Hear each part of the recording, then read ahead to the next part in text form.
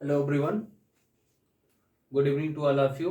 और ढेर सारी शुभकामनाएं आप लोग सभी लोगों को बसंत पंचमी की ढेर सारी शुभकामनाएं। सबसे पहले आपको ये बताना चाहते हैं कि आप लोग एग्ज़ाम में जाने से पहले क्या क्या गलतियां नहीं करेंगे। ठीक है, ये ध्यान देना है क्योंकि अगर आप एग्ज़ाम के टाइम में कुछ गड़बड़ किए तो वहाँ पे आपके नंबर कम होने की संभावना बढ़ जाती है। कि मतलब आप न्यूमेरिकल में सबसे ज़्यादा गलती करते हो, थियरी में तो आप कुछ उससे रिलेटेड लिख ले जाते हो, लेकिन न्यूमेरिकल में प्रॉब्लम होती है। तो वो चीज़ आप गलती ना करें, इसके लिए मैं आपको कुछ चीज़ें यहाँ पे आपको बताएंगी। Last moment strategy for chemistry, chemistry exam के लिए क्या क्या चीज़ें आपको नहीं करना है। फिर उसके बाद ये बताने के बाद आपको क्या करेंगे, मैं एक मतलब कुछ टॉपिक मतलब लिया हूँ और कुछ क्वेश्चन लिया हूँ। टॉपिक क्या, कुछ क्वेश्चंस हैं जो इम्पोर्टेंट भी बोल सकते हो। ठीक है, और इम्पोर्टेंट के साथ साथ ये भी हो सकता है कि जैसे कुछ चीज़ें में आपको कन्फ्यूजन बहुत हो रहा होगा, कन्फ्यूजन ना हो इसकी वजह से हमने क्या किया है, ये लेक्चर लेने का मतलब फैसला लिया है आप लोगों के फायदे के लिए। और ये आपके दिमाग में नहीं होना चाहिए कि फैंसी लगा हुआ है। इसके पहले वाला लेक्चर भी हमने पॉलीमर का लिया हुआ था तो उसमें भी चश्मा लगा हुआ था। तो प्रॉब्लम ये है कि पहले इस वाले आंख में बिल्ली हुई थी, इस बार इस वाले आंख में हो गया। तो रोशनी की वजह से दिक्कत हो रही है, तो इस वजह से मैं क्या किया हूँ, चश्मा लगा लिया हूँ। ठीक है, तो उससे कोई दिक्कत नहीं है। और आपको पता ही है सिस्टम है, सब सिस्टम की वजह से ही ये सब करना पड़ रहा है। और हम लोग क्वेश्चन सॉल्व करने चलते हैं। मैं आपको क्वेश्चन कुछ भेज दूंगा और आपको क्वेश्चन इसका देखना होगा। तो आप डिस्क्रिप्शन में जाएंगे तो आपको इसका लिंक मिल जाएगा, वहाँ पे हम क्वेश्चन को डाल देंगे। मैं क्वेश्चन यहाँ नहीं लिखने जाऊँगा क्योंकि क्वेश्चन लिखने पे आपको, मुझे भी टाइम लगेगा और आपको भी थोड़ा सा इरिटेशन होगा। ठीक है, तो क्या क्या चीज़ें आपको ध्यान देना है, मैं लास्ट में कुछ क्वेश्चन उससे रिलेटेड भी कराऊंगा कि ये गलती ना करें। ठीक है, और थंबनेल से आपको खुद ही पता चल रहा होगा कि क्या गलती नहीं करना है एग्जाम में, केमिस्ट्री के एग्जाम में स्पेशली। तो यहाँ पे आपको देखना ये है कि सबसे पहला आप टाइम मैनेजमेंट, आप घड़ी लेके जाएंगे क्योंकि कभी कभी क्या होता है आपको बेल नहीं सुनाई देती है, और ऐसा हो चुका है कई बार, मैं देखा हूँ। तो यहाँ पे आप सबसे पहला काम है टाइम मैनेजमेंट, क्योंकि केमिस्ट्री का पेपर बहुत लेंदी होता है और लेंदी रहता भी है।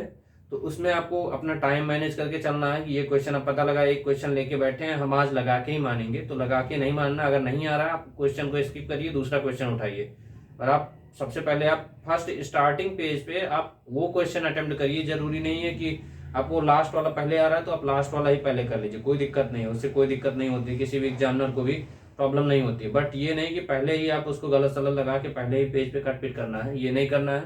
ठीक है, और फिर उसके बाद आपको नींद ले लेनी है, प्रॉपर नींद लेके जाना। अब नहीं सोचो कि अब कल एग्जाम है तो आज एकदम रात भर पूरा पढ़ लें, प्रॉपर नींद लेके जाइए।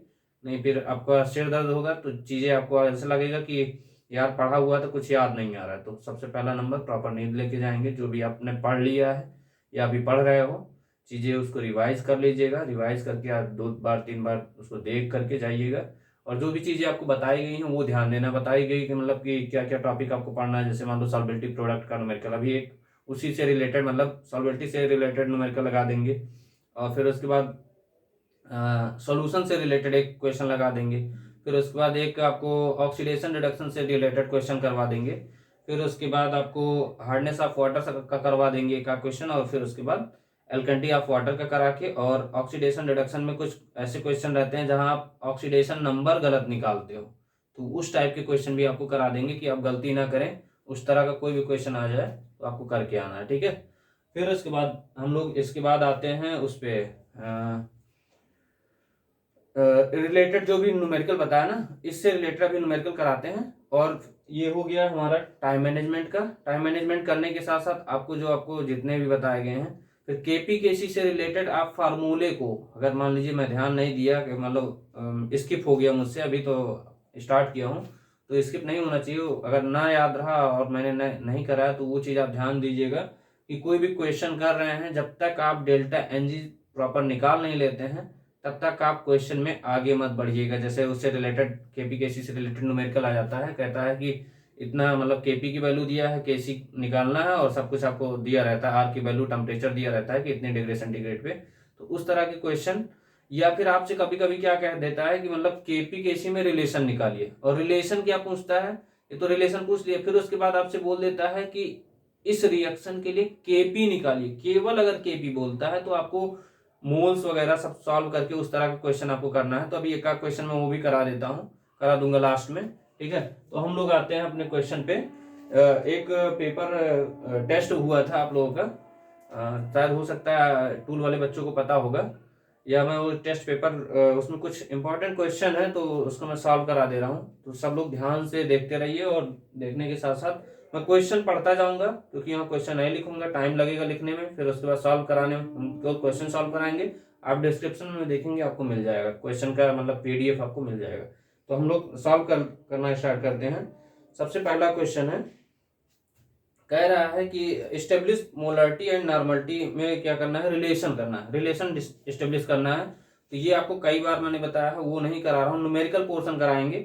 फिर उसके बाद आपको कह रहा है कि 60 gram of acetic acid was dissolved in 90 gram of water, calculate the mole fraction of acetic acid and water in the solution, ठीक है। तो इसमें क्या करना है, एसिटिक एसिड और जल का आपको दिया हुआ है, वेट दिया हुआ है, मॉलिक्यूलर वेट आपको पता निकाल सकते हैं, निकाल करके आपको क्या करना है, उसका मोल फ्रैक्शन निकालना है। तो मोल फ्रैक्शन होता क्या है, आपको किसी एक घटक का मोल ले लीजिए और कुल घटक के मोलों की संख्या के अनुपात को क्या बोलते हैं, मोल फ्रैक्शन बोलते हैं। तो बस उसी को हमको क्या करना है, फार्मूले पे पुट करके सॉल्व कर लेना है। तो कैसे सॉल्व करेंगे, यहाँ ध्यान दीजिए सबको। आपको देखिए, जैसे कोई भी क्वेश्चन हम सॉल्व कर लेते हैं तो आप एक बार ये बता दीजिएगा कि हाँ आपने सॉल्व किया है या आपका आंसर कितना आ रहा है, वो बता दीजिएगा। तो सबसे पहला क्वेश्चन हम लोग करते हैं, क्वेश्चन नंबर फर्स्ट है।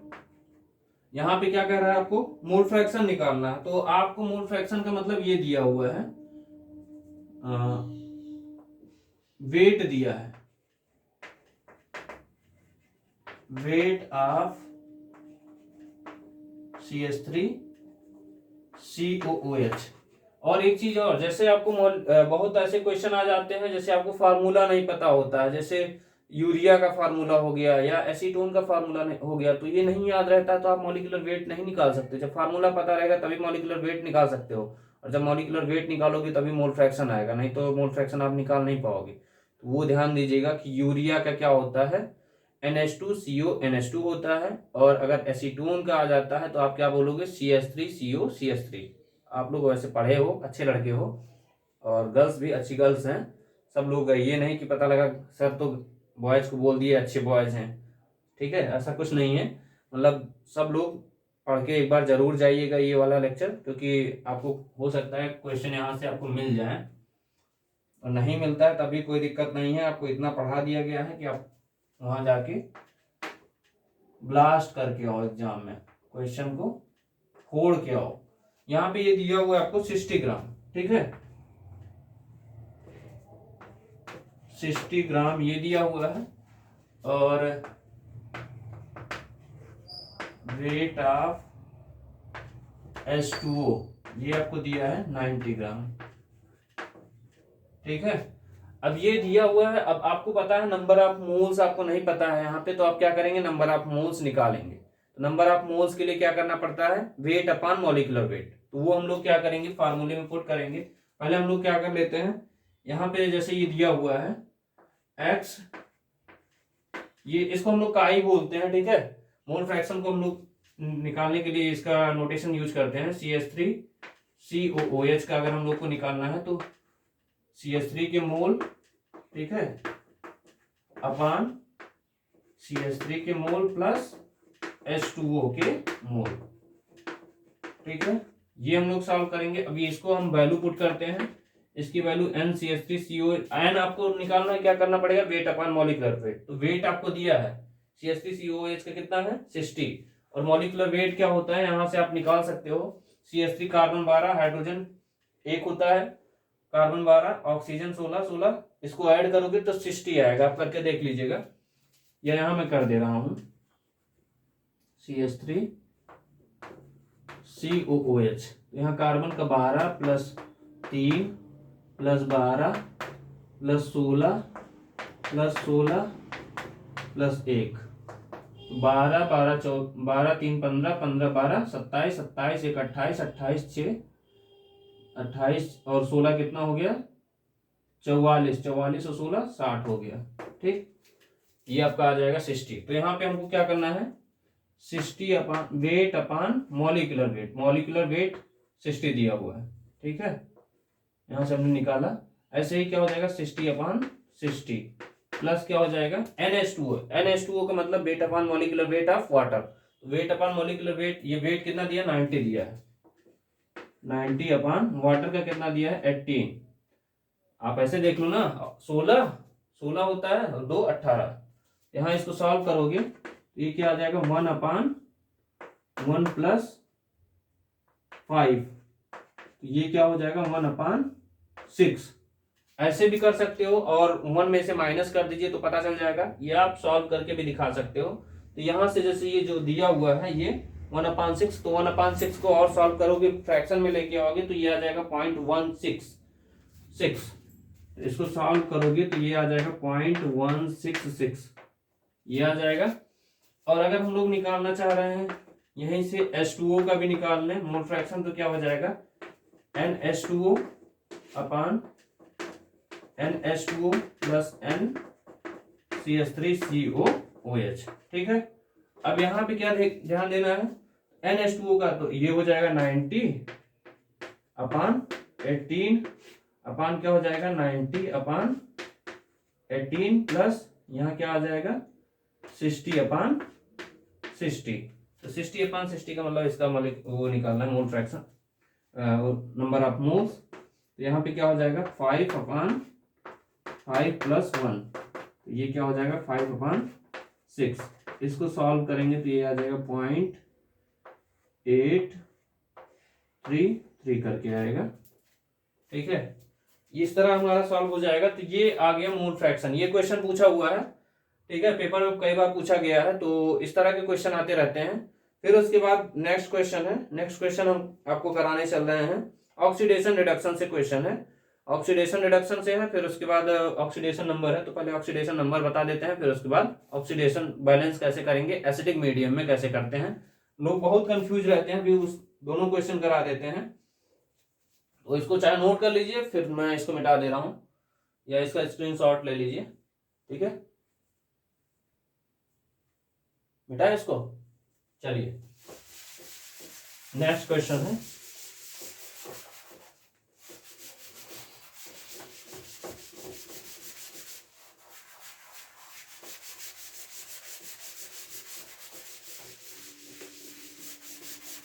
एग्जाम का प्रेशर है, एकदम चिल होके जाइए, कोई दिक्कत नहीं है। आपने पढ़ा हुआ है, अच्छे से जाइए, कोई दिक्कत नहीं होगी।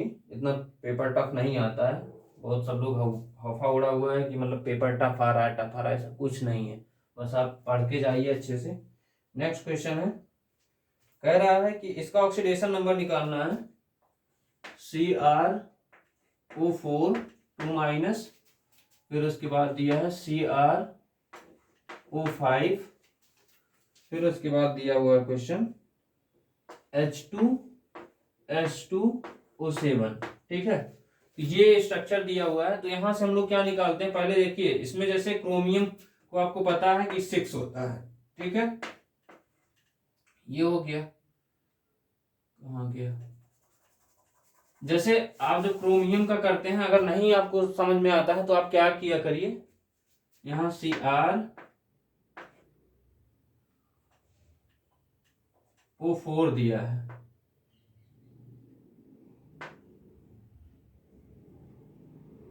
क्रोमियम सिंपल ये दे दिया है। देखिए यहाँ पे अगर एक चीज ध्यान दीजिएगा, आपको चेक करने का कि हमारा क्वेश्चन सही है कि गलत है, तो उसको चेक करने के लिए आपको क्या करना है, जो भी क्वेश्चन दिया हुआ है उसका ऑक्सीडेशन स्टेट निकाल लीजिए, ऐसे रफली निकालिए।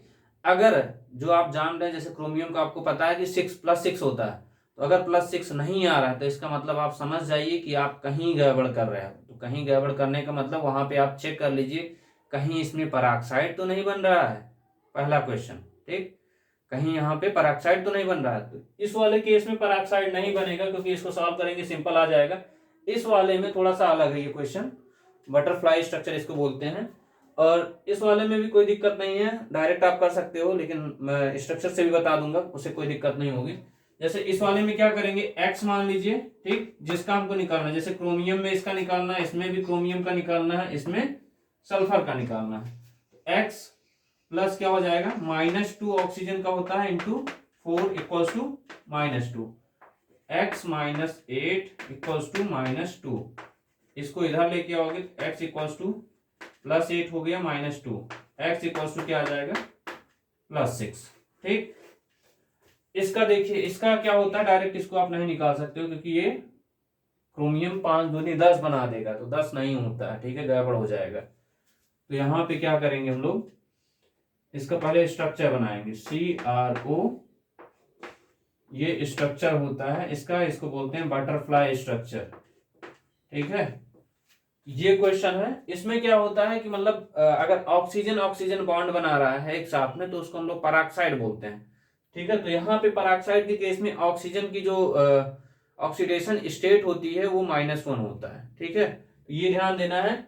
और बस इस तरह के स्ट्रक्चर वाले में क्या ध्यान देना होता है कि वो जो एटम है, जिस एटम का हम लोग निकाल रहे हैं, वो कितने बॉन्ड से जुड़ा हुआ है, किस बॉन्ड, मतलब कितने बॉन्ड से। बस शर्त ये है कि वो ऑक्सीजन ऑक्सीजन के साथ कहीं तो नहीं जुड़ा है, अगर वो जुड़ा है तो वहां पे -1 कंफर्म है। ठीक है, तो यहां देखिए ये किससे जुड़ा हुआ है, इसमें जुड़ा हुआ है, इससे कोई दिक्कत नहीं है। और आपको बताया हूं, आप ध्यान दीजिएगा, आपको बताया गया है कि अगर कोई भी एलिमेंट है वो सेम एलिमेंट के साथ अगर जुड़ा होता है तो उसकी ऑक्सीडेशन स्टेट क्या होती है, 0 होती है। आपको ये भी बताया था कि मतलब जब आप अलग और एक और स्ट्रक्चर वो बताया था कि जब आप एलिमेंट फॉर्म में हैं, एलिमेंट फॉर्म में मतलब हाइड्रोजन का हो गया, हीलियम का हो गया, कोई भी है, तो उसकी ऑक्सीडेशन स्टेट 0 होती है। लेकिन वो किसी से अगर अटैच होता है या किसी से जुड़ा होता है, जैसे आपको बताया था ना कि शादी वाला बताया था ना कि शादी वाला सिस्टम में अगर आप किसी से जिसकी शादी होती है तो कंपेयर किया जाता है कि वो कितना कमा रही है और मैं कितना कमा रहा हूं, ऐसा कंपेयर करने के लिए। तो सेम यहाँ भी देखिए, यहाँ पे क्या बना है, ऑक्सीजन ऑक्सीजन है, तो यहाँ पे इसकी ऑक्सीडेशन स्टेट 0। ठीक, इसकी भी 0। लेकिन मैं आपको क्या बताया था, पराक्साइड बनाता है, पराक्साइड ऑक्सीजन ऑक्सीजन। अब देखिए ऑक्सीजन किससे जुड़ा है, इस वाले क्रोमियम से जुड़ा हुआ है ये बॉन्ड। ध्यान दीजिएगा, ये वाला बॉन्ड जो है क्रोमियम से जुड़ा है, तो इसका मतलब किससे जुड़ा है, इससे।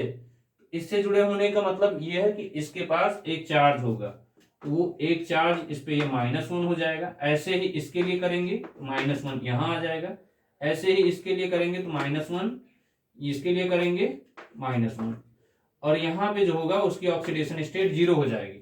और यहाँ देखिए डबल बॉन्ड बना रहा है, तो ये इसका मतलब 2 बॉन्ड से जुड़ा है, इसकी ऑक्सीडेशन स्टेट -2। ये ध्यान दीजिएगा, अगर ये नहीं ध्यान देते हैं तो आप गलत करके आते हैं। टेस्ट में बहुत बच्चों ने गलत किया था, मतलब जिसमें ये टूल के पेपर में था और प्लास्टिक ब्रांच के पेपर में ऐसा ये क्वेश्चन आया था, शायद आपके में भी दिया गया था, मुझे याद नहीं है, बट अगर आया रहा होगा तो बहुत लोग गलत किए थे, या जिन्होंने पढ़ के दिया हुआ था उनका सही था, कोई दिक्कत नहीं थी। तो ये ध्यान दीजिएगा इस तरह के क्वेश्चन। तो इसको हम लोग क्या लिखेंगे, एक्स। अब कितने ऑक्सीजन इससे हैं, -1 से हैं, तो -1 -1 -1 -1, 4 -1 वाले हैं। ठीक, माइनस ये 2 है, -2 हो गया, तो -2 equals to 0, x -6 equals to 0, x equals to क्या आ जाएगा +6।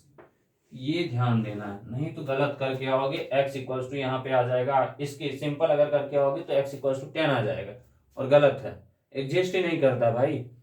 देखिए इसमें आते हैं, इस तरह के क्वेश्चन में मान लीजिए अगर जैसे आपको दे दिया है, यहाँ पे दे दिया आपको H2SO4 में, तो यहाँ पे एक इस तरह सिंपल भी करेंगे वही आ जाएगा, लेकिन हम लोग सिंपल ना करके हम आपको स्ट्रक्चर से भी बता दे रहे हैं इसको। यहाँ पे पहले सिंपल भी बता दे रहे हैं, फिर स्ट्रक्चर से भी बता दे रहे हैं। ये पहले जिसको हमको निकालना होता है उसको x मानते हैं, तो 2 इंटू हाइड्रोजन का +1 प्लस 2x प्लस ऑक्सीजन -2 होता है into 7 equals to 0, 2 + 2x -14 equals to 0, तो 2x माइनस ये इधर चला जाएगा, तो ये -12 हो जाएगा equals to 0, 2x equals to +12, x equals to क्या आ गया +6। ये तो हमने सिंपल ऐसे निकाल दिया, आप ऐसे भी निकाल सकते हो। इसमें देखिए सल्फर का पता है कि +6 होता है, कोई दिक्कत नहीं, लेकिन अगर उस तरह नहीं आप कर पा रहे हैं तो आप क्या करेंगे, स्ट्रक्चर बना के करेंगे। ठीक है, स्ट्रक्चर बनाने का मतलब आप क्या करोगे, इसको सल्फर ऑक्सीजन सल्फर ऐसे करके यहाँ एक जोड़ दीजिए, एक यहाँ जोड़ दीजिए। ठीक है, एक ऑक्सीजन इसके साथ, ऑक्सीजन हाइड्रोजन, ऑक्सीजन हाइड्रोजन, ये आपका ठीक है, ये स्ट्रक्चर होता है इसका H2SO7, ठीक है, इसका स्ट्रक्चर ये बनता है। अब आपको जैसे मैं बता रहा हूँ कि मतलब कैसे और हर ऑक्सीजन का मतलब यहाँ स्ट्रक्चर से कैसे हम लोग पता कर रहे हैं कि यहाँ पे इसका -2 होता है, -1 होता है, कैसे होता है मैं बता रहा हूँ।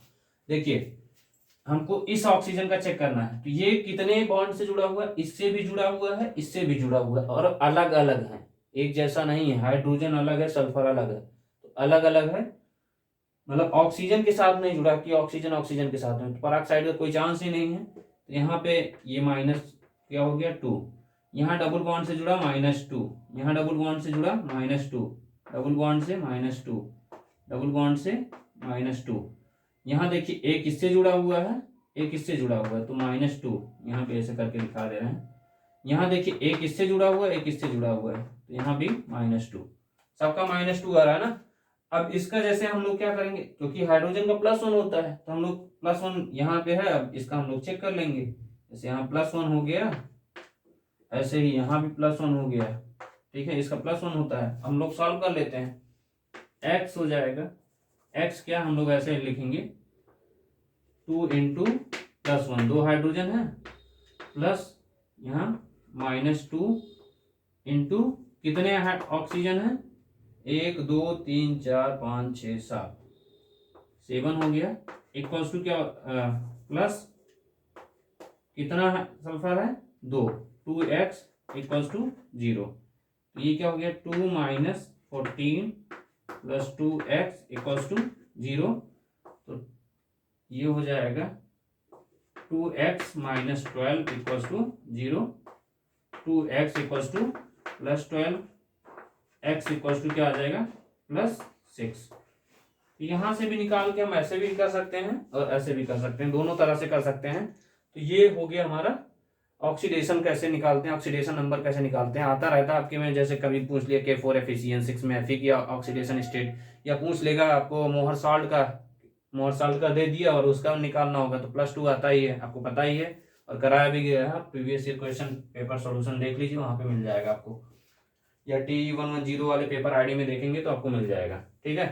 तो इसको नोट कर लीजिए, फिर उसके बाद हम लोग नेक्स्ट इसका 2 क्वेश्चन दिया हुआ है, एक थोड़ा नया क्वेश्चन आपको मिलेगा, मैंने भी नहीं कराया है, बट क्वेश्चन पूछा गया था, तो मैंने सोचा इसको आपको एक नया क्वेश्चन दिखा देते हैं।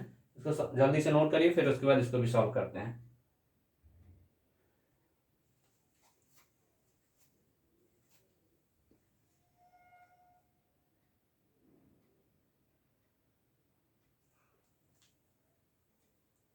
हो गया, चलिए हम लोग आगे बढ़ते हैं, क्योंकि टाइम नहीं है, कम टाइम में ज़्यादा चीज़ें करनी है।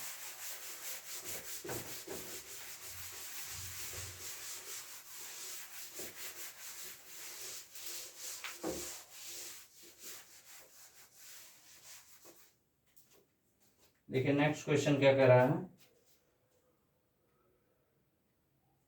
नेक्स्ट क्वेश्चन कह रहा है balance the following reaction by ion electron method. Ion electron method से आपको बैलेंस करना है, एक क्वेश्चन दिया हुआ है। इसमें बहुत बच्चे मतलब इस तरह का, जैसे ऑक्सीडेशन वाले में बहुत बच्चे कंफ्यूज हो रहे हैं, मेरे पास भी मैसेज आए हैं, तो मैं कंफ्यूजन उनका दूर कर देना चाह रहा हूँ। Cr2O7 2- प्लस H2SO3 दिया है, और ये रिएक्शन दिया हुआ है Cr3+ प्लस HSO4-। तो ये हमको क्या करना है, आयन इलेक्ट्रॉन मेथड से करना है, आयन इलेक्ट्रॉन मेथड से एसिडिक मीडियम में करना है, एसिडिक मीडियम में, ठीक है। इसको हम लोग जल्दी से कर लेते हैं। एसिडिक मीडियम में करना है तो क्या करना है, सबसे पहले आप चेक करिए किसका ऑक्सीडेशन हो रहा है, किसका रिडक्शन हो रहा है। तो Cr2O7 2- से क्रोमियम 3+, तो यहाँ ऑक्सीडेशन स्टेट निकालोगे +6 आएगा, +6 से 3 पे जा रहा है, तो आपको बताया था ऐसे करके बोला था ना, -4 -3 -2 -1 0 +1 +2 +3 +4 ऐसे बताया था ना। आप इधर से इधर जा रहे हैं तो क्या होता है ऑक्सीडेशन, ठीक है, और अगर आप प्लस से माइनस की तरफ आ रहे हैं तो रिडक्शन होता है, ये बताया था आपको। तो यहाँ पे हम लोग देख रहे हैं प्लस, यहाँ इसका +6 बना रहा है, +6 से +3 पे जा रहा है, तो इसका क्या हो रहा है, रिडक्शन हो रहा है, रिडक्शन हाफ रिएक्शन लिखेंगे। और दूसरा क्या है, H2SO3, H2SO3 से HSO4 माइनस है, ठीक है, HSO4 माइनस बना रहा है। अब यहाँ पे क्या ध्यान देना है, इसमें देखिए H2SO3 में निकालेंगे तो इसकी सल्फर की ऑक्सीडेशन स्टेट क्या आ जाएगा, +4 आ जाएगा।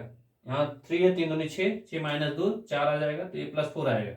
यहाँ +4 से कहाँ पे जा रहा है, यहाँ पे निकालोगे तो 4 दूनी 8 हो गया, 8 और 8 में से 1 गया, 7 हो गया, और उधर जाएगा तो यहाँ +6 आ जाएगा, ठीक है। या निकाल के चेक कर लेते हैं, ये हो जाएगा +1 + x - 4 - 2 = -1, तो ये क्या आ जाएगा, x - 7 x - 8 +1 = -1, x - 7 = -1, x = 7 उधर जाएगा, 7 - 1, तो x = यहाँ क्या आ गया, +6। तो आपको समझ में आ रहा है कि ये क्या जा रहा है, +4 से +6 पे जा रहा है, तो +4 से +6 पे जा रहा है, तो इसका मतलब क्या हो रहा है, ऑक्सीडेशन हो रहा है। तो इसको मैं मिटा दे रहा हूँ, ठीक है, बस आपको देखने के लिए बता रहा था कि कैसे निकालते हैं।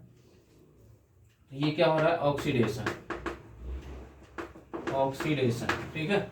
अब इसको हम लोग एक एक करके सॉल्व कर लेते हैं। तो सबसे पहले हम लोग क्या करेंगे, अब यहाँ देखिए सल्फर हमारा बैलेंस है ऑलरेडी, तो सल्फर को केवल अगर नहीं बैलेंस होता है या कोई भी ऑक्सीजन और हाइड्रोजन को छोड़ के कोई भी एटम है पूरे यूनिवर्स में, कोई भी एटम है, सबसे पहले उसको क्या करेंगे, बैलेंस करते हैं, फिर उसके बाद ऑक्सीजन को बैलेंस करते हैं, फिर हाइड्रोजन को। ऑक्सीजन बैलेंस करने के लिए H2O ऐड करते हैं, उधर ऐड करते हैं जिधर ऑक्सीजन की कमी होती है, और हाइड्रोजन बैलेंस करने के लिए हम लोग क्या करते हैं, H+ ऐड करते हैं, उधर ऐड करते हैं जिधर हाइड्रोजन की कमी होती है, तो हम लोग करते हैं इसको, ठीक है। यहाँ सल्फर ऑलरेडी बैलेंस है, तो इसमें हम लोग क्या देख रहे हैं, यहाँ 3 ऑक्सीजन है, इधर 4 ऑक्सीजन है, तो इधर क्या करेंगे, H2O ऐड करेंगे, H2SO3 + H2O, ये क्या बन गया, HSO4-। अब यहाँ देखिए हाइड्रोजन कितना है, 2 है, 2 इधर है, 4 है, इधर कितना है, 1 ही है, तो इधर हम लोग क्या करेंगे, 3H+। अब उसके बाद सब कुछ बैलेंस हो गया है, हम लोग इलेक्ट्रॉन चेक कर लें कितना इलेक्ट्रॉन हो रहा है। इलेक्ट्रॉन देखिए बहुत बच्चे गलती कर रहे हैं, गलती आपको नहीं करना है, ध्यान ये दीजिए, इलेक्ट्रॉन में, इलेक्ट्रॉन को बैलेंस करने के लिए क्या ध्यान देना पड़ता है, आप देख लीजिए प्लस चार्ज कितना है, मतलब राइट साइड में कितना है, माइनस चार्ज कितना, राइट साइड में और लेफ्ट साइड में प्लस चार्ज कितना है। अगर नहीं है तो कोई दिक्कत नहीं है, अगर है तो पहले हम लोग देख लेते हैं। यहाँ पे देखिए कोई चार्ज नहीं है, ठीक, यहाँ पे कितना है, 3 प्लस चार्ज है, यहाँ पे 1 माइनस चार्ज है, तो प्लस माइनस को मिला के हमको क्या कर देना है, एक भी चार्ज मतलब उस तरह नहीं बचा हो, जैसे मान लीजिए किसी के पास 3 रुपए हैं और किसी के पास 1 भी रुपए नहीं है, तो उनको सोचिए कि इनका 3 रुपए कैसे खर्च करा दें, कुछ खरीदवा दीजिए इनको, पार्ले जी टॉफी खरीद लीजिए या कोई और चीज खरीद के इनका 3 रुपए खत्म करना है, तो बस वो ध्यान देना है। तो यहाँ पे एक इनके पास 1 माइनस ऑलरेडी है, तो ये अगर यहाँ से देखोगे तो 3 में से 1 या 2, इसका मतलब यहाँ पे अगर हम लोग 2 रुपए इनका खर्च करवा दें, ठीक है, तो 2 रुपए जैसे खर्च हो जाएगा तो यहाँ पे क्या आ जाएगा, बैलेंस हो जाएगा, H2SO3 + H2O HSO4- + 3H+ plus क्या हो जाएगा, 2 इलेक्ट्रॉन। इक्वेशन नंबर इसको फर्स्ट मान लीजिए। ऐसे ही हम लोग क्या करेंगे, इसका निकालेंगे, Cr2O7 2- से Cr3+। यहाँ देखिए क्रोमियम आपका क्या है, यहाँ 2 है, यहाँ पे 1 ही है, तो हम लोग क्या करेंगे, पहले 2 से यहाँ मल्टीप्लाई करेंगे, तो Cr2O7 2- 2 Cr3+। अब उसके बाद क्रोमियम बैलेंस हो गया है। ऑक्सीजन देख लीजिए यहाँ 7 है, इधर 1 भी नहीं है, तो हम लोग क्या करेंगे, 7H2O ऐड करेंगे इधर, Cr2O7 2- 2 Cr3+ + 7H2O। अब यहाँ देखिए हाइड्रोजन एक्स्ट्रा आ गया है, इधर कोई भी नहीं है, इधर 7 दूनी 14 हाइड्रोजन हो गया है, इधर क्या करेंगे, 14H+ ऐड करेंगे, क्योंकि आपको बताया हूं जिधर हाइड्रोजन की कमी उधर हम लोग क्या करेंगे, H प्लस ऐड करेंगे। तो Cr2O7 2 माइनस, और यहाँ पे क्या हो जाएगा प्लस 14H प्लस, ये क्या हो जाएगा 2Cr3 प्लस 7H2O। अब यहाँ पे देखिए चार्ज हम लोग इलेक्ट्रॉन बैलेंस करना है, क्योंकि ये आयन इलेक्ट्रॉन मेथड से हमको बैलेंस करना है। यही क्या होता है, बच्चे क्या गलती करते हैं, जैसे इस तरह का क्वेश्चन आता है, बच्चे कंफ्यूज रहते हैं कि ऑक्सीडेशन मेथड से जब होता है तो उसमें क्या करते हैं, इसका चेंज निकाला जाता है, चेंज इन ऑक्सीडेशन स्टेट। तो यहाँ चेंज देखोगे तो +3 का, यहाँ ये क्रोमियम का +6 बना रहा है, और यहाँ पे क्या है +3 है, तो इसका चेंज कितना आया, 3 का आया।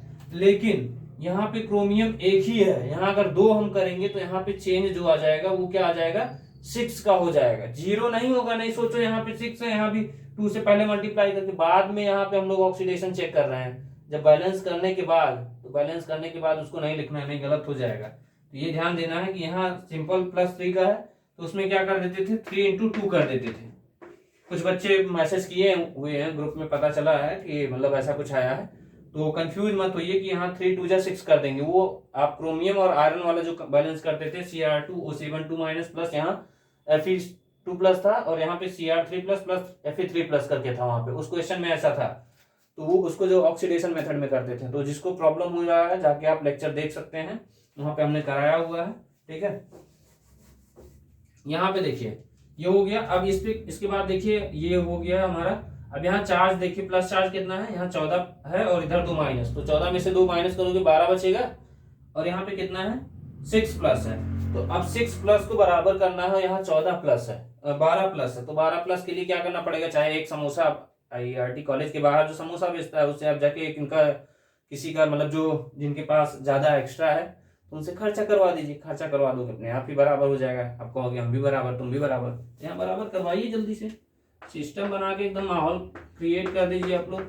2 minus plus 14H plus plus यहाँ क्या हो जाएगा 6 इलेक्ट्रॉन, ठीक है। ये क्या हो गया 2Cr3 plus plus 7H2O, equation number ये क्या हो गया सेकंड। अब यहाँ आपको ध्यान देना है, ये 6 इलेक्ट्रॉन है, यहाँ पे 2 इलेक्ट्रॉन है, तो इसमें क्या करेंगे, इस इक्वेशन में 2 से 3 से मल्टीप्लाई कर देंगे तो ये 6 इलेक्ट्रॉन बैलेंस हो जाएगा। सब कुछ हमारा बैलेंस हो गया, एक बार चेक कर सकते हैं।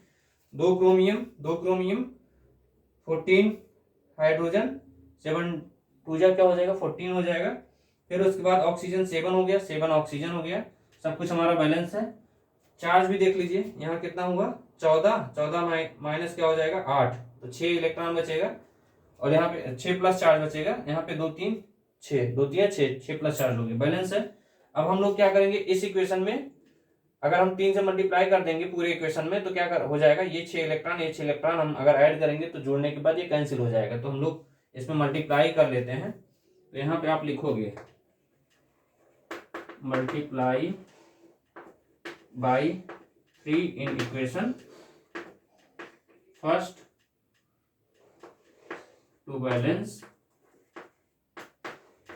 इलेक्ट्रॉन को बैलेंस करने के लिए हम लोग क्या कर रहे हैं, 3 से मल्टीप्लाई कर रहे हैं। इसको यहाँ लिख लीजिए, तो ये क्या हो जाएगा 3H2SO3 प्लस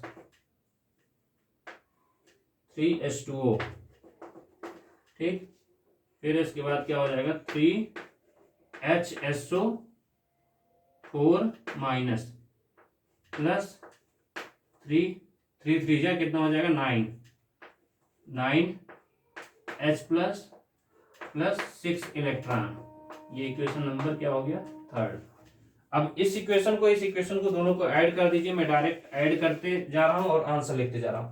सबसे पहले इसको लिखेंगे, जैसे यहाँ पे आपको दिख रहा है उसी फॉर्मेट में आप लास्ट में लिखेंगे, क्योंकि देखने में थोड़ा अच्छा लगेगा। तो ये क्या हो जाएगा Cr2O7 2 माइनस, पहले ये लिखा, फिर उसके बाद 3H2SO3 ये हो गया प्लस। अब देखिए यहाँ पे क्या है 14H प्लस है, इधर कितना है 9H प्लस है, तो इसको अगर हम इधर ले आते हैं ये क्या हो जाएगा 6 बचेगा ना, 9 5 बचेगा, 5 हाइड्रोजन ये है, 9 5 14 होता है। यहाँ पे क्या आ जाए 5H प्लस, ठीक। अब यहाँ पे एक चीज और आपको देखना है, जैसे कभी कभी क्या होता है इसमें कुछ गड़बड़ दे देता है, गड़बड़ ना दिया हो तो उसके लिए हम लोग क्या करते हैं, ध्यान देते हैं कि मतलब पूरा हमारा दोनों साइड इक्वेशन बैलेंस है कि नहीं बैलेंस है, तो वो ध्यान दे के करिएगा। फिर उसके बाद इसको हमने इधर माइनस किया 14 में से 9 को, ये क्या बचा 5 इलेक्ट्रॉन। फिर उसके बाद हमारे पास ये इलेक्ट्रॉन हमने ऑलरेडी कैंसिल कर दिया, इसको नहीं शो कर रहे हैं। फिर उसके बाद इधर देखिए 3H2O है, इधर साइड कितना है 7H2O, तो 7H2O को हम लोग ये 3 को उधर ले जाएंगे तो माइनस हो जाएगा। तो यहाँ पे सबसे पहले 2Cr3 plus plus 3H2SO H2 नहीं 3HSO4 माइनस प्लस इसमें से हमने ऑलरेडी माइनस कर दिया है। यहाँ पे क्या बचा है 7 में से हम लोग क्या किए हैं 3H2O माइनस करेंगे तो ये क्या बच जाएगा 4H2O। चेक कर लीजिए एक बार जो आपने लिखा हुआ है वो सही है कि नहीं सही है। क्रोमियम 2 हो गया, 2 क्रोमियम हो गया। ऑक्सीजन देख लीजिए 7 इधर और 7 और यहाँ क्या होगा 9, 9 7 16 हो गया। ठीक, यहाँ पे देख लीजिए 3 चौक के 12 और 4 ऑक्सीजन 16 हो गया। हाइड्रोजन देख लीजिए 3 दूनी 6 5 11 और यहाँ क्या हो जाएगा 4 दूनी 8 और 3 हाइड्रोजन 8 3 11 हो गया। फिर उसके बाद हम लोग क्या चेक कर लें, सल्फर देख लें। 3 सल्फर यहाँ पे हो गया है, 3 सल्फर यहाँ पे हो गया। अब चार्ज देख लीजिए यहाँ पे क्या आ गया है 5 प्लस है ना, 5 प्लस में से 2 माइनस करोगे तो क्या आ जाएगा 3 प्लस बचेगा। और इधर देखो 2 3 6 प्लस है, 6 प्लस में से 3 माइनस करोगे तो क्या आ जाएगा 3 प्लस बचेगा। तो इसका मतलब ये हमारा क्या है इक्वेशन बैलेंस हो गया है। तो ये जल्दी से नोट कर लीजिए क्योंकि ये किसी ने नोट नहीं किया होगा क्योंकि कराया ही नहीं गया है तो नोट कहाँ से करोगे। तो इसको जल्दी से नोट करिए। फिर इसके बाद इसको सॉल्व करने के बाद हम लोग आते हैं नेक्स्ट क्वेश्चन पे जो कि आपका उससे रिलेटेड है। कौन सा है, 1 मिनट देख लेते हैं। ये दिया हुआ एल्केनिटी ऑफ वाटर का है क्वेश्चन, तो उसको हम लोग सॉल्व कर लेते हैं। ठीक है, जल्दी से इसको नोट करिए।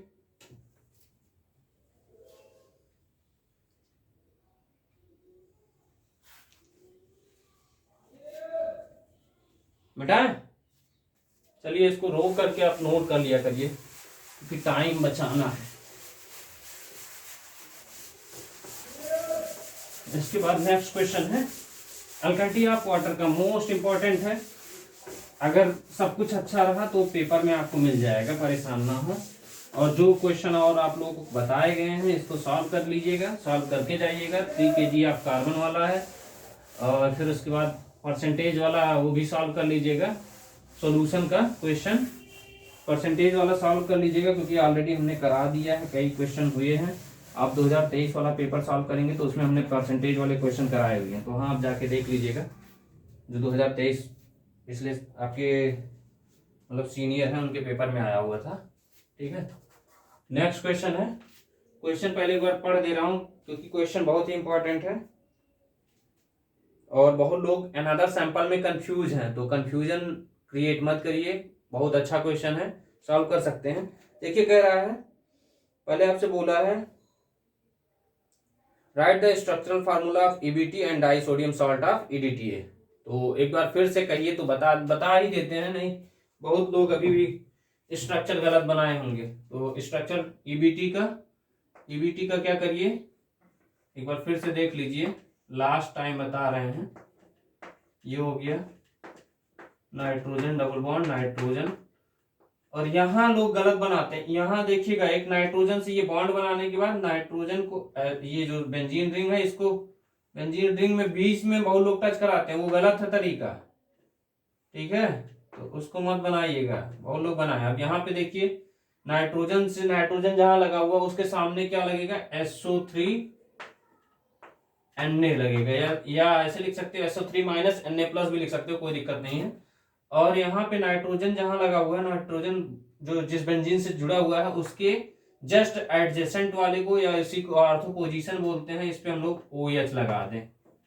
इधर भी ऐसे ही यहाँ नाइट्रोजन जो लगा हुआ है उसके ऑर्थो पोजीशन पे OH लगा दीजिए और यहाँ से काउंटिंग करिए 1 2 3 4 पोजीशन पे क्या लगा दीजिए NO2। ये हमारा क्या हो गया EBT का स्ट्रक्चर हो गया। और दूसरा क्या है die sodium salt of EDTA, तो CH2 single bond CH2 nitrogen CH2COONA, ठीक है, CH2COOH, ठीक। फिर इसके बाद यहाँ नाइट्रोजन से जोड़िए, CH2COOH, फिर यहाँ CH2COONA। जैसे यहाँ बना रहे हैं ऐसे ही बनाया करिए। बहुत लोग अभी वाइवा हुआ था उसमें प्रैक्टिकल एग्जाम में क्या किए हैं सब लोग, N डबल बॉन्ड N कर दिए हैं और CH2 बाद में लगा दिए हैं, तो वो गलत होता है भाई। आप लोग एक बार फिर से देख लीजिए, लास्ट टाइम बताया जा रहा है, देख लीजिए, नहीं गड़बड़ करोगे। तो ये आपका क्या होता है, डाई सोडियम सॉल्ट ऑफ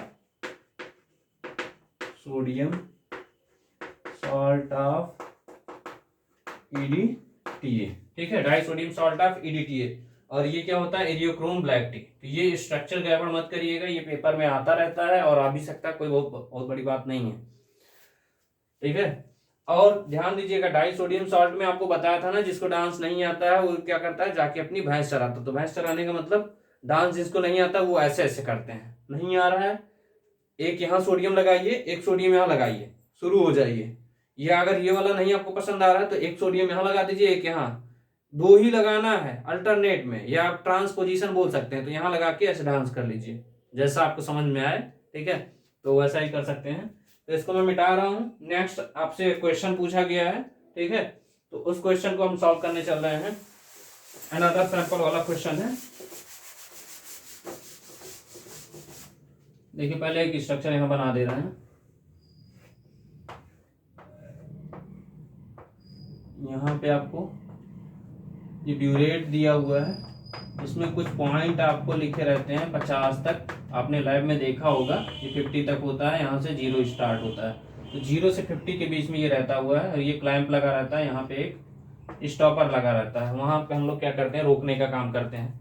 तो ये रहता है हमारे पास, और इसमें क्या करना होता है, ये पॉइंट जो होता है ऊपर ही रहता है। यहाँ 50 मान लो, इधर ही 50 है, ठीक है, क्योंकि इधर नीचे रहेगा तो खुल जाएगा, तो फिर नीचे का रीडिंग कहाँ से आएगा, वो तो वो ऊपर ही रहता है ज्यादा करके क्या रहता ही है। आप ध्यान दीजिए, देखिए कह रहा है क्वेश्चन एक बार पढ़ देते हैं। क्वेश्चन कह रहा है 500 ml of A water sample on titration with N/60 H2SO4 gave a tighter value 30 ml to phenolphthalein end point and another 500। another बोल रहा है, another 500 मतलब आपको कई बार बता चुका हूं, another सैंपल का बोल रहा है। तो another सैंपल जैसे आपको दिख जाए तो वहां पे आपका क्या होगा, अलग अलग, जोड़ना नहीं है। जो V2 की वैल्यू आप जोड़ते हो वो V2 की वैल्यू आपको जोड़ना नहीं है जब another सैंपल बोलता है। तो अभी मैं कराऊंगा तो आपको खुद ही दिख जाएगा। तो यहाँ पे बोल रहा है कि ये 30 ml फिनोल्फ्थालीन एंड पॉइंट पे और another 500 ml of same water sample on the titration with the same N/50 H2SO4 gave a tighter value of 60 ml to methyl orange end point। Calculate alkalinity and its type present in water in ppm। तो ये question आया हुआ है, कई बार पूछता है, या इसको हम लोग हिंदी में एक बार सुन लेते हैं। क्या कह रहा है, 500 ml जल के नमूने को N/60 H2SO4 के फिनोल्फ्थालीन एंड पॉइंट में फिनोल्फ्थालीन की उपस्थिति में अनुमापित करने पर 30 ml लगा। दूसरा 500 ml उसी जल के नमूने में उसी N/60 H2SO4 द्वारा मेथिल ऑरेंज की उपस्थिति में अनुमापित करने पर 60 ml लगा। जल की क्षारीयता तथा प्रकार याद कीजिए। तो ये क्वेश्चन है, तो हम लोग कैसे करेंगे। सबसे पहले आपको क्या करना है, यहाँ पे आप लिखोगे सॉल्यूशन में at phenolphthalein end point. Phenolphthalein end point पे हम लोग करेंगे। तो फिनोल्फ्थालीन एंड पॉइंट पे क्या होता है, यहाँ पे आपको क्या ध्यान देना है, फिनोल्फ्थालीन एंड पॉइंट पे ये क्या हो जाएगा, फिनोल्फ्थालीन एंड पॉइंट क्या होता है, यहाँ एक साइड आप वाटर लिखोगे, एक साइड क्या लिखोगे, एसिड लिखोगे, और यहाँ पे क्या हो जाएगा N1V1 इक्वल्स टू N2V2, और यहाँ पे N1 की जगह पे क्या हो जाएगा NP, क्योंकि ये वाटर है। वाटर का मतलब आपने वाटर में क्या मिला है, फिनोल्फ्थालीन मिला है। जब फिनोल्फ्थालीन आप मिलाते हो तो उसका कलर क्या आता है, अगर दो कंडीशन होती है, फिनॉक्सिलिन अगर आपका सैंपल वाला है, या हो सकता है जो बच्चे स्टैंडर्ड, मेरे लैंग्वेज में क्या बोलते हैं, मैं स्टैंडर्ड बोलता हूँ, स्टैंडर्ड सॉल्यूशन है जिसमें आप लोग क्या मिलाते हैं, सोडियम हाइड्रोक्साइड मिला देते हैं तो उसकी क्षारीयता बढ़ जाती है। तो उस कंडीशन में क्या होता है, आपका सॉल्यूशन पिंक हो जाता है। पिंक से डीकलराइज करने पे, तो पिंक होने का मतलब ये हमारा पी है, एनपी है, और वॉल्यूम कितना है 500 ml है, इंटू N2 कितना दिया है 1/60, N/60, जो इसमें H2SO4 फिल किया गया है वो N/60 का है, ठीक है, N/60 नॉर्मलिटी का है। तो उसको हम लोग टाइट्रेट कर रहे हैं, इंटू V2 क्या दिया है, ये 30 ml दिया है, यहां से मान लीजिए ये यहां तक 30 ml आया है, ठीक है, ये हो गया। अब सेम सॉल्यूशन है, ठीक है, सेम सॉल्यूशन है, हम लोग क्या कर रहे हैं, फिर से कर रहे हैं, सॉल्यूशन सब कुछ सेम है, हम दूसरे उसमें क्या कर रहे हैं, ये यहाँ पे मान लीजिए कॉनिकल फ्लास्क है आपके पास, इस कॉनिकल फ्लास्क में हम लोग क्या कर रहे हैं, फिर से मिला रहे हैं। तो ये इसकी जो दूसरी वाले में क्या कर रहा है 60 आ रहा है, ठीक है, 60 रीडिंग आ रही है। वैसे ये 50 का ही होता है, लेकिन मान लीजिए बड़ा हमारे पास है अपरेटस, या 50 तक नहीं आ रहा है, तो इसको एक बार हमने रीडिंग लिया, रीडिंग लेने के बाद 50 तक लिया, फिर उसके बाद फिर से हमने फिल किया, फिल करने के बाद फिर से टाइट्रेट करेंगे, तो उस तरह से हम लोग ले सकते हैं। तो यहाँ पे क्या आ गया, ये NP इक्वल्स टू 30/500 इंटू 60, ये किस में आया, नॉर्मलिटी किस में आती है, ग्राम पर लीटर में आती है। इसको हम लोग पीपीएम में चेंज करेंगे। पीपीएम में चेंज करने के लिए क्या करना पड़ता है, आपको क्या करना पड़ेगा, यहाँ ग्राम पर लीटर है, इसको मिलीग्राम पर लीटर में चेंज करेंगे, तो ग्राम से मिलीग्राम में जाएंगे तो 1000 से मल्टीप्लाई होता है। तो यहाँ पे हम लोग क्या करेंगे, MP equals to 30 into 1000 mg पर लीटर अपान 500 इंटू 60, 0 0 0 0 0, ये कैंसिल हो गया, फिर उसके बाद 6 पंजे 30, तो एनपी की जो वैल्यू आ गई है वो 1 ppm आ गया है, ठीक। इसी का स्ट्रेंथ मैं साइड में निकाल दे रहा हूं, स्ट्रेंथ इक्वल्स टू क्या हो जाएगा, strength equals to NM into, यहाँ जगह थोड़ा कम पड़ रहा है, इधर स्ट्रेंथ निकाल रहा हूं, स्ट्रेंथ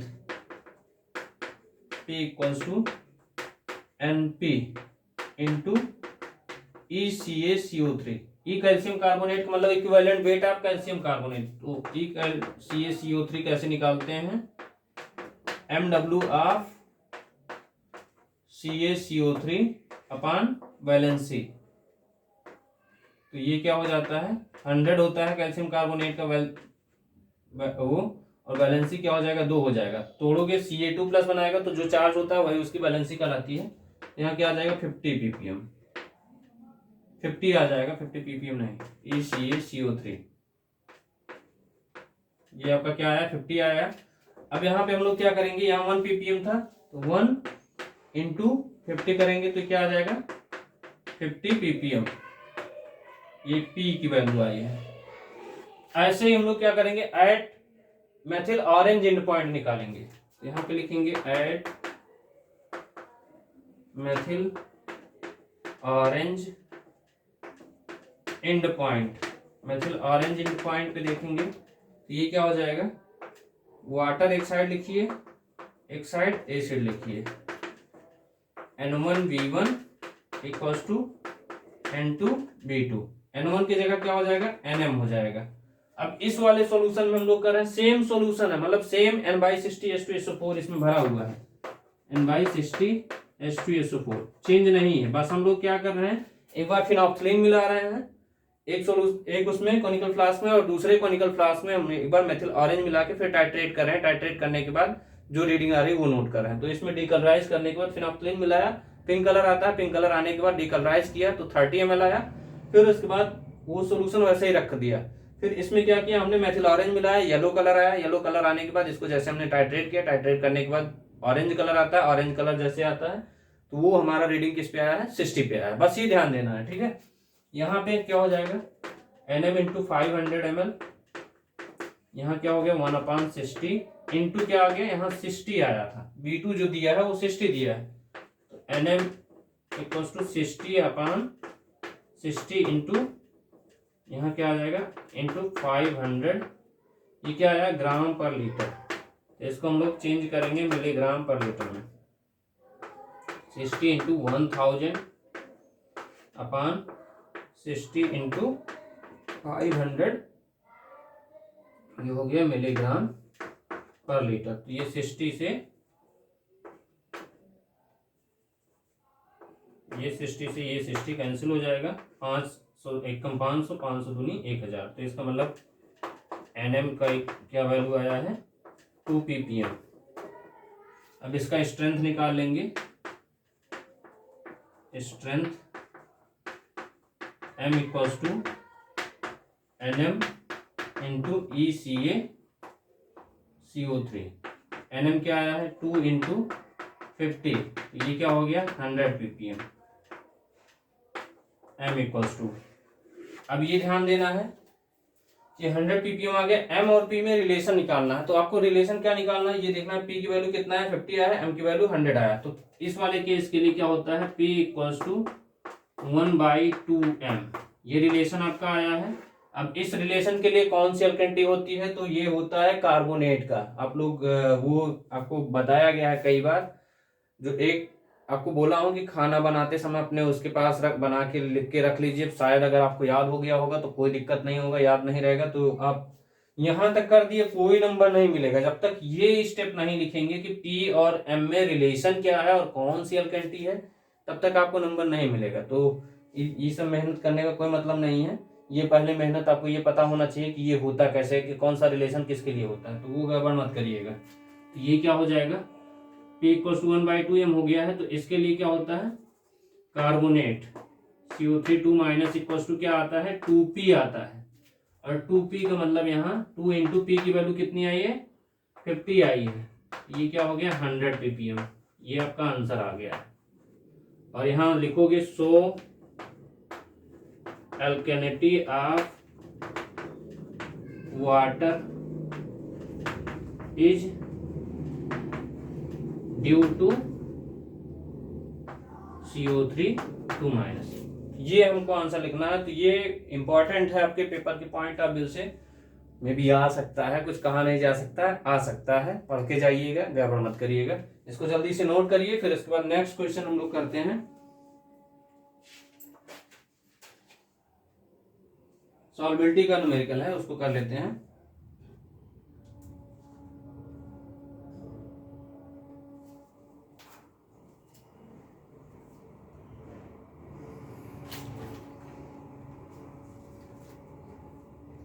मिटाएं इसको, चलिए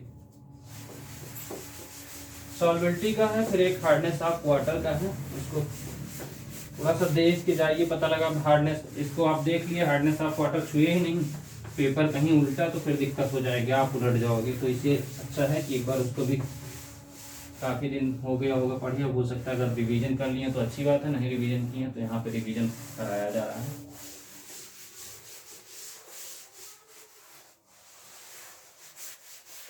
पहले उसको करा देते हैं, सॉल्बिलिटी वाला क्वेश्चन है।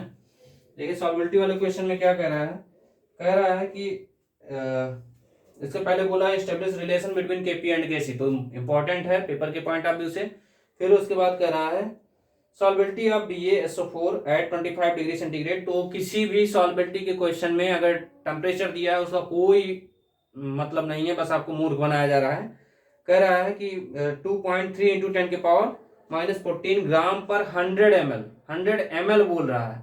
तो इसको आप पहला नंबर जो सॉल्बिलिटी होता है वो मोल पर लीटर में होता है या ग्राम पर लीटर में होता है, ठीक है, तो ये ध्यान दीजिएगा, गड़बड़ नहीं करना है। तो 100 ml दिया है, इसको हम लोग पहले चेंज करेंगे 1000 ml में। तो 1000 ml में करने के लिए आपको चाहे ऊपर नीचे क्या करिए 10 से मल्टीप्लाई कर दीजिए, तो वो अभी आपको करके दिखाएंगे, इसीलिए क्वेश्चन थोड़ा सा अलग है। तो अगर ये आ जाता है तो फिर दिक्कत हो जाएगी। बाकी आपको मॉलिक्यूलर वेट दिया रहेगा। फिर कह रहा है calculate the solubility product of BaSO4, और मॉलिक्यूलर वेट आपको दिया है 233 होता है BaSO4 का। तो BaSO4 का मॉलिक्यूलर वेट आपको दे दिया है, BaSO4 233 होता है MW या मॉलिक्यूलर वेट, ठीक। तो गड़बड़ नहीं करना हम लोगों को, ये मॉलिक्यूलर वेट दिया हुआ है तो ये ध्यान देना है। सबसे पहले हम लोग क्या करेंगे, BaSO4 को सॉल्यूशन में क्या लिखेंगे, यहाँ BaSO4 लिखा। BaSO4 को हम लोग कैसे डिसोसिएट करते हैं, Ba2 प्लस में प्लस SO4 2 माइनस। तो यहाँ पे हम लोग इनिशियल में 1 मोल ले लिए, 0 0 1 माइनस S हो जाएगा, यहाँ पे क्या हो जाएगा S, ये भी S हो जाएगा। तो KSP इक्वल टू क्या लिखते हैं हम लोग, concentration of Ba2 plus into concentration या सॉल्युबिलिटी बोल सकते हो SO4 2 माइनस। तो यहाँ इसकी सॉल्युबिलिटी क्या दिया है, S दिया है, S इंटू S, ये क्या हो गया S स्क्वायर। और आपको क्या दिया है, S की वैल्यू दी हुई है। तो S की वैल्यू क्या दिया है आपको क्वेश्चन में, S इक्वल्स टू दिया है आपको 2.3 इंटू 10 की पावर माइनस 14, 2.33 इंटू 10 की पावर माइनस 14। तो इस तरह के क्वेश्चन आपको और भी करा, मतलब पेपर में आए हुए हैं। कभी कभी क्या किया रहता है, -14 की जगह पे -4 दे देता है और लोग क्या हो जाते हैं, कंफ्यूज। और जब कंफ्यूज हो जाते हैं तो गलत कर देते हैं। तो ये ध्यान दीजिएगा, यहाँ कितना दिया, -14 दिया है। ये हम लोग क्या करेंगे, KSP इक्वल्स टू 2.3 और ये आपको दिया है ग्राम पर 100 ml दिया है। इसको हम लोग चेंज करेंगे तो ऊपर नीचे 10 से मल्टीप्लाई करेंगे, तब ये हमारा क्या हो जाएगा, लीटर में हो जाएगा। तो S की वैल्यू बस पुट करना, 2.3 इंटू 10 के पावर माइनस 14, ये क्या आया है, ग्राम पर 100 ml। पूरा लिख दे रहे हैं ना, ऐसे कंफ्यूजन नहीं होगा। ऐसे ही क्या हो जाएगा, 2.3 इंटू 33 इंटू 10 के पावर माइनस 14 ग्राम पर 100 ml।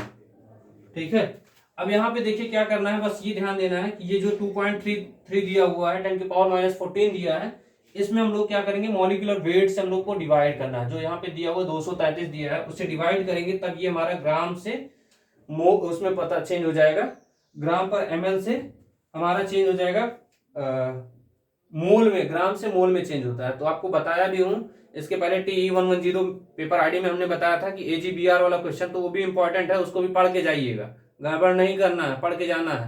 AGBR वाला क्वेश्चन, उसमें हमने क्या कराया था कि मतलब मॉलिक्यूलर वेट वहां दिया हुआ था, मोल से ग्राम में जा रहे थे। तो मोल से ग्राम में जब जाते हैं, ग्राम पर लीटर में जाते हैं, तो वहां पे मॉलिक्यूलर वेट से मल्टीप्लाई करते हैं, और अगर ग्राम से मोल में जा रहे हैं तो हम लोग क्या करते हैं, डिवाइड करते हैं।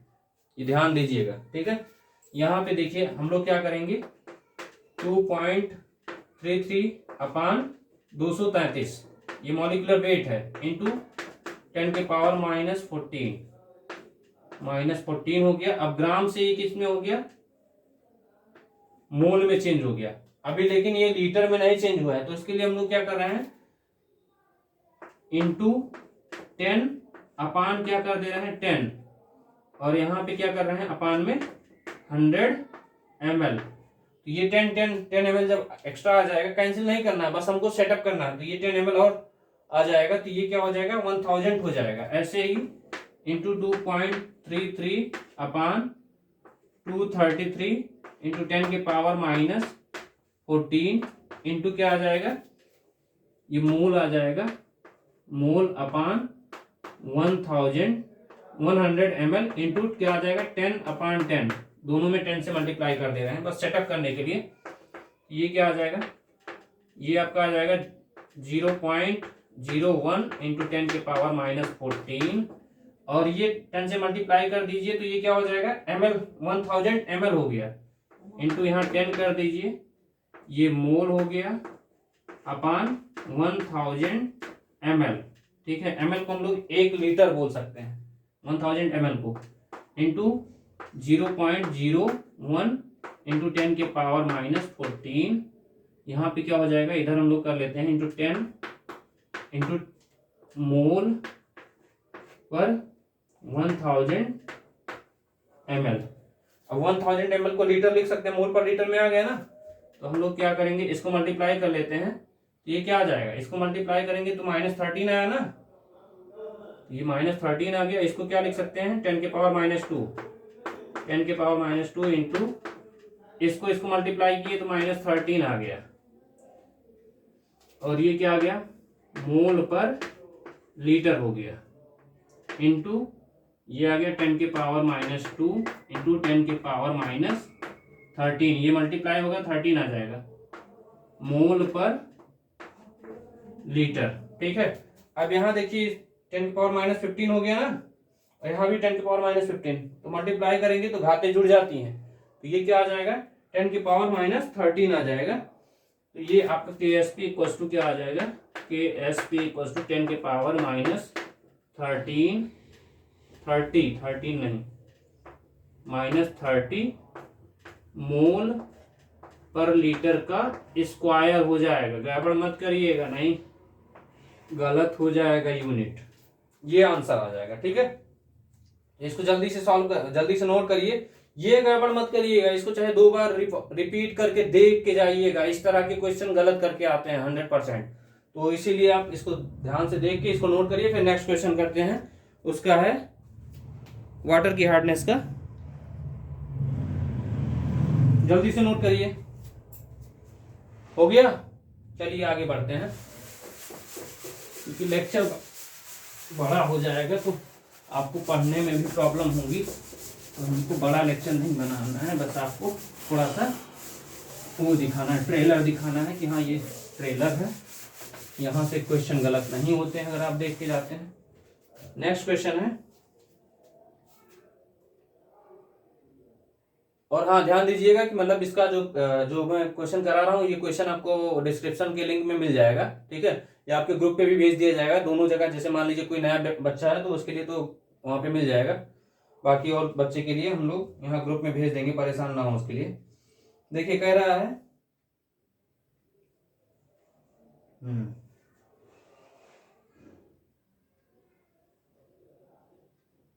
कहाँ गया,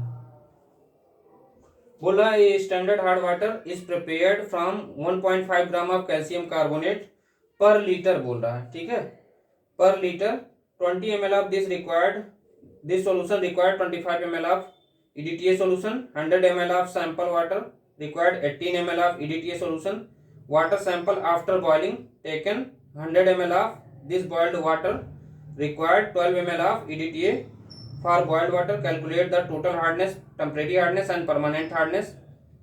ठीक है, इन डिग्री फ्रेंच। ठीक है, आपको ये डिग्री फ्रेंच में निकालना है, तो ये ध्यान देना है कि सबसे पहले ये इसमें कितना कितना दिया हुआ है। चलिए लिखेंगे कैसे, सबसे पहले आप यहाँ स्टार्टिंग में जैसे लिख रहे हैं सॉल्यूशन में कि सबसे पहले wait of calcium carbonate, wait of CaCO3, ये कितना दिया हुआ है आपको 1.5 ग्राम। अगर आपको ग्राम में नहीं दिया, मिलीग्राम में दिया, तुरंत आप उसको क्या करेंगे, ग्राम में चेंज करेंगे, गड़बड़ नहीं करना है, ग्राम में चेंज करेंगे। फिर उसके बाद total volume of standard hard water, ये कितना दिया हुआ है आपको, ये 1 लीटर दिया हुआ है। पर लीटर बोला, पर लीटर का मतलब 1 लीटर की बात कर रहा है, 1000 ml, तो यहाँ पे हम लोग क्या लिखेंगे 1000 ml में लिखेंगे। फिर इसके बाद volume of standard hard water कितना दिया है, volume of standard hard water, ये दिया हुआ है आपको, volume of standard hard water ये आपको दिया हुआ है क्वेश्चन में 20 ml दिया है, 20 ml। फिर वॉल्यूम ऑफ EDTA जो दिया हुआ है, जिसको हम लोग B1 बोलते हैं, वॉल्यूम ऑफ, देखिए इसमें बहुत लोग कंफ्यूज करते हैं, कंफ्यूजन नहीं होना चाहिए। Volume of standard hard water की जो EDTA की रीडिंग आती है, उसको हम किससे डिनोट करते हैं, B1 से डिनोट करते हैं, और जो वाटर सैंपल की रीडिंग आती है EDTA की, उसको हम लोग B2 से डिनोट करते हैं, और जो बॉइल्ड वाटर की रीडिंग आती है उसको हम लोग B3 से डिनोट करते हैं। गड़बड़ नहीं करना है, लोग B2/B1 को लिख के B1/B2 कर देते हैं और आंसर गलत आ जाता है भाई, इसीलिए गलती ना करिएगा, मैं आपसे रिक्वेस्ट करता हूं, हाथ जोड़ता हूं। ठीक है, आप गड़बड़ मत करिएगा। वॉल्यूम ऑफ, यहाँ क्या हो जाएगा, volume of EDTA used in ml, ये कितना दिया हुआ है 25 ml दिया है। फिर उसके बाद वॉल्यूम ऑफ वाटर सैंपल क्या दिया है, वॉल्यूम ऑफ वाटर सैंपल ये दिया हुआ है आपको 100 ml। फिर वॉल्यूम ऑफ EDTA यूज्ड, इसको हम लोग किससे डिनोट करते हैं, ये V1 है, गड़बड़ मत करिएगा, V1 है, नहीं गड़बड़ करेंगे। Volume of EDTA used in ml, ये कितना दिया है आपको, 18 ml दिया है, ये क्या हो जाएगा V2। फिर उसके बाद volume of boiled water, boiled water ये कितना दिया है आपको, 100 ml दिया है। Volume of EDTA, volume of EDTA used in ml, ये दिया हुआ है 12 ml, ये होता है V3। ठीक है, अब आपको क्या करना है, सब कुछ आपको दे दिया है, बस फार्मूला आपको पता रहेगा, आसानी से क्वेश्चन सॉल्व कर सकते हो। तो टोटल हार्डनेस का फार्मूला क्या होता है, total hardness equals to weight of CaCO3 into volume of standard hard water, standard hard water into volume of EDTA, volume of EDTA used, ये कितना है V2 upon total volume, total volume of standard hard water, मैं पूरा नहीं लिख रहा हूँ, S for standard, SHW लिख रहा हूँ, स्टैंडर्ड हार्ड वाटर। आप पेपर में पूरा लिखिएगा स्टैंडर्ड हार्ड वाटर, क्योंकि यहाँ थोड़ा सा स्पेस हमको बचाना नहीं, मिटाना पड़ेगा पूरा। Volume of water sample into volume of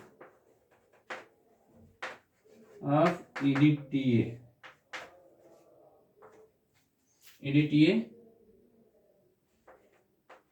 V1 into क्या हो जाएगा, यहाँ पे ऊपर वाले में ही करिएगा 10 की पावर 6, ये किस में चेंज हो जाएगा, ppm में। ठीक है, 10 की पावर 6 मल्टीप्लाई करिएगा ऊपर वाले में, तो यहाँ पे क्या आ जाएगा, वैल्यू पुट करिए 1.5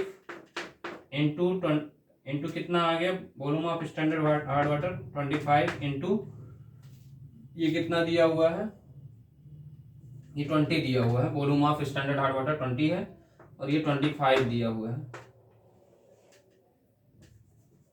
ये दिया है आपको 18 ml दिया है, क्योंकि ये V2 है, V2 अपान V1 होता है, तो V2 कितना दिया है 18 ml upon total volume 1000 into volume of water sample 100 into ये कितना हो जाएगा 25। तो इसको सॉल्व इंटू क्या हो जाएगा 10 की पावर 6। इसको हम लोग कैसे सॉल्व करेंगे, यहाँ पे ये ध्यान देना है, 15 दूनी 30 होता है, 30 का मतलब ये आ जाएगा आपके पास 30 आ जाएगा, 30 इंटू 18 इंटू यहाँ हम लोग 10 की पावर 1000 को 10 की पावर 3 इंटू 10 की पावर 2 इसको लिख सकते हैं, तो इसको हम लोग डायरेक्ट 10 की पावर 5 लिख सकते हैं। इसको हम लोग 10 की पावर 6 को क्या लिख सकते हैं, 10 इंटू 10 की पावर 5, 10 इंटू 10 की पावर 5 अपान ये 10 की पावर 5 इंटू क्या आ जाएगा 25, ये कैंसिल हो जाएगा। कैंसिल होने के बाद ये आपका क्या आ गया 18 3 54 540 आ गया। 540 को हम लोग 25 से डिवाइड करेंगे तो ये क्या आ जाएगा 25 दूनी 50 हो गया और 50 और 4 बचा है। ठीक है, तो ये हो जाएगा 25 एकम 25, 21 दशमलव क्या आ जाएगा और फिर 25 एकम 25, 25 चौक का 25 दूनी 50 हुआ, 4 बचा। ठीक, फिर उसके बाद 25 एकम 25 15 बचा, तो 25 छक्का 150, ये 21.6 ppm आ गया है। ऐसे ही हम लोग परमानेंट टेस्ट निकालेंगे। परमानेंट H परमानेंट एच का सेम सब कुछ रहेगा, बस यहाँ पे हम लोगों को क्या करना है, मैं डायरेक्ट वैल्यू पुट कर रहा हूँ यहाँ पे, बस B2 की जगह पे B3 पुट कर देना है, बाकी सब चीजें सेम रहेंगी, आपका आंसर वही आएगा। ठीक है, तो यहाँ 1.5 इंटू 20 इंटू यहाँ क्या है 12, अब यहाँ मैं लिख दे रहा हूँ B3 upon 1000 into volume of boiled water का भी 100 ml दिया है, इंटू क्या हो जाएगा 25 इंटू 10 के पावर 6। ये सॉल्व कर लेंगे तो ये आपका क्या आ जाएगा 15 दूनी 30 इंटू 15 दूनी 30 नहीं होगा, 15 दूनी 30 हो गया, हाँ 30 इंटू 12, ये क्या हो जाएगा 10 के पावर 5 इंटू 25, और ये 10 इंटू 10 के पावर 5, ये कैंसिल हो जाएगा 10 के पावर 5, 12 की 36, 360/25, इसको सॉल्व करोगे तो 14.4 आ जाएगा। अब सॉल्व करके चेक कर सकते हो। फिर उसके बाद हम लोग क्या करेंगे, टेम्परेरी निकालना है, टेम्पोरेरी एच, टेम्परेरी एच निकालेंगे तो इसके लिए हम लोग क्या करेंगे, इसमें टेम्परेरी एच में क्या हो जाएगा, टोटल एच में से परमानेंट एच निकाल लेंगे, तो टोटल एच क्या आया है आपका 21.6 माइनस 14.4, ये क्या आ जाएगा 7.2, ये सब ppm में आ रहे हैं। ठीक है, लेकिन आपसे बोला किस में है, आपसे बोला हुआ है कि फ्रेंच में निकालिए, तो फ्रेंच में निकालने के लिए आपको क्या करना पड़ेगा, 0.1 से मल्टीप्लाई कर दीजिए सभी में, तो ये 21, ये आपका आ जाएगा 21.6 है तो ये 2.16 आ जाएगा, ये डिग्री फ्रेंच। ठीक है, इसमें क्या करेंगे 0.1 से मल्टीप्लाई कर दीजिएगा, थोड़ा स्पेस कम है, यहाँ पे हम लोग ppm 1 ppm इक्वल्स टू ये होता है 0.1 डिग्री फ्रेंच, तो 0.1 से मल्टीप्लाई करके यहाँ आंसर लिख सकते हैं। ऐसे ही क्या हो जाएगा इसका 0.72 डिग्री फ्रेंच हो जाएगा, और ऐसे ही क्या हो जाएगा 1.44 डिग्री फ्रेंच। तो ये आपका लास्ट क्वेश्चन था। अब आपको ये ध्यान देना है कि मतलब ये क्वेश्चन हो गए हैं, कुछ चीजें ऐसी हैं जो आपको प्रॉब्लम करती हैं, और एक चीज ध्यान दीजिएगा, जितने चीजें बताया गया है आप उतना प्रैक्टिस जरूर करके जाइएगा। 3 kg of carbon bomb calorimeter का स्ट्रक्चर वगैरह अच्छे से बना लीजिएगा। फिर उसके बाद और भी जितने आपको क्लास में बताए गए हैं या लेक्चर में जो भी बताए गए हैं उसको आप पढ़ के जाइएगा। ढेर सारी शुभकामनाएं। एक चीज और, अभी पहले इसको आप नोट करिए, एक चीज और आपको बताएंगे जहां पे आप गलती करते हो तो वो गलती ना करें, इसलिए उसको भी बताना है। जल्दी से इसको नोट करिए।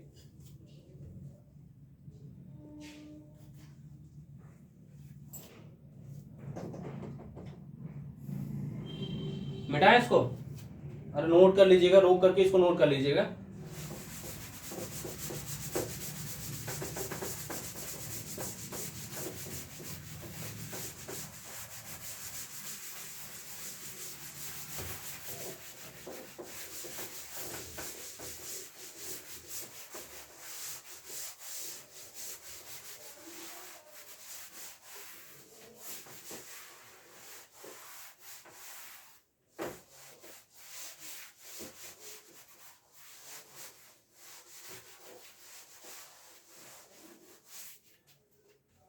देखिए एक चीज और बार बार आपसे बोल रहा हूं कि क्या करिएगा, क्योंकि डेल्टा एनजी निकालने में बहुत लोग गलती करते हैं, तो मैं आपको एक आध क्वेश्चन का बस डेल्टा एनजी निकाल करके वो पोर्शन बता दे रहा हूं जहां से आप गलती करते हैं, तो गलती ना करें। वो मान लीजिए आपके पेपर में उस तरह का क्वेश्चन आ जाता है तो आप गलती ना करें, प्लीज इसको जरूर देख के जाइएगा। जैसे मान लीजिए कभी कभी क्या कहता है आपको, मतलब केपी दे देगा, केसी दे देगा, केपी दे देगा, केसी आपसे पूछता है।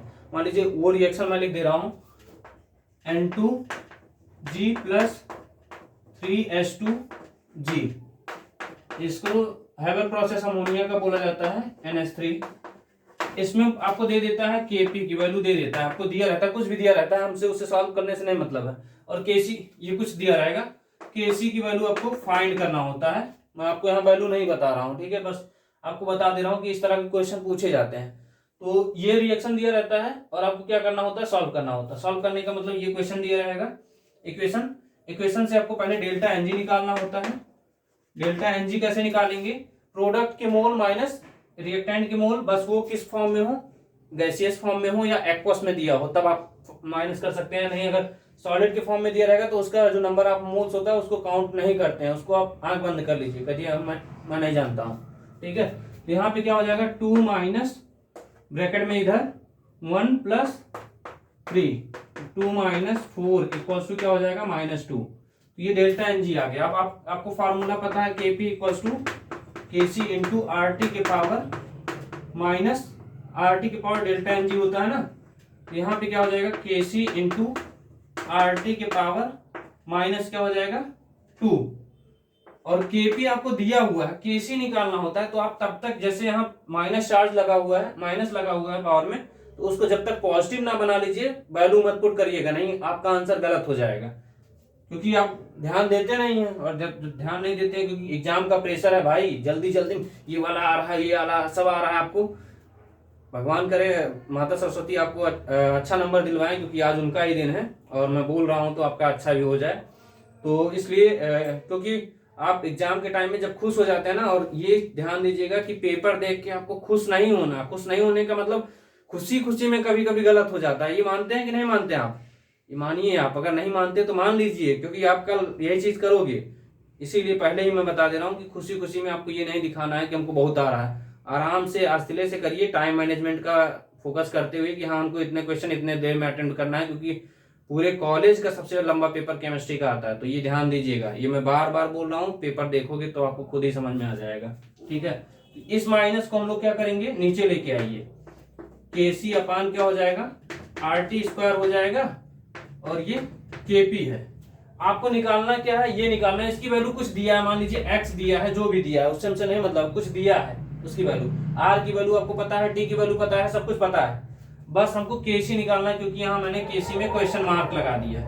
तो यहाँ आपको क्या करना है, केसी इक्वल्स टू करोगे तो ये इसमें केपी इंटू आर टी का स्क्वायर करोगे, ये ध्यान देना है, नहीं लोग गलत कर जाते हैं। इसी को आपको ध्यान दिलाने के लिए बता रहा हूं। और एक क्वेश्चन कभी कभी PCl5 वाला दे देता है, तो PCl5 वाले में क्या होता है, PCl5 का डिसोसिएशन करते हैं तो क्या बनता है PCl3 plus Cl2, gaseous form में सब हैं। ठीक, इसमें क्या हो जाएगा, इसको आपको मान लीजिए सब कुछ केपी आपको इसमें दिया हुआ है, केसी निकालना है। तो इस वाले के लिए डेल्टा एनजी क्या निकालेंगे, डेल्टा एनजी इक्वल टू हो गया 1 1 2 -1, तो यहाँ पे क्या आ गया 1, तो यहाँ डेल्टा एनजी आपका क्या आ गया पॉजिटिव में आ रहा है।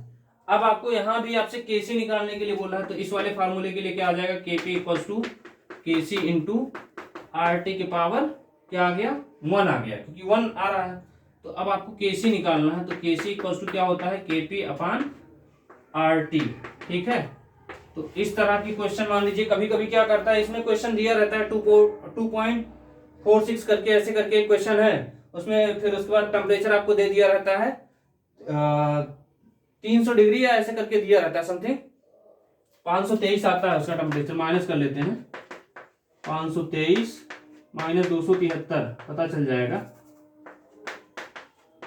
0, 12 में से 7 गए 5, ये 250 डिग्री सेंटीग्रेड आपको दिया रहता है क्वेश्चन में। आप ध्यान दीजिएगा ये वाले क्वेश्चन, तो इस टाइप के न्यूमेरिकल आपके पेपर में आते रहते हैं, तो प्रैक्टिस करके जाइएगा। ठीक है, गड़बड़ नहीं करना है आपको। ठीक है, तो इसको आप जल्दी से नोट कर लीजिए, क्योंकि यहाँ ये सॉल्व करने के बाद तब आप वैल्यू पुट करिएगा। यहाँ देखिए केपी को डिवाइड किया गया है, यहाँ केपी में मल्टीप्लाई किया गया है, तो ये गेम होता है किसका, डेल्टा एनजी का। तो डेल्टा एनजी गड़बड़ मत करिएगा, नहीं गड़बड़ करोगे तो फिर गड़बड़ हो जाओगे। ठीक है, तो इसको जल्दी से नोट करिए। ठीक है,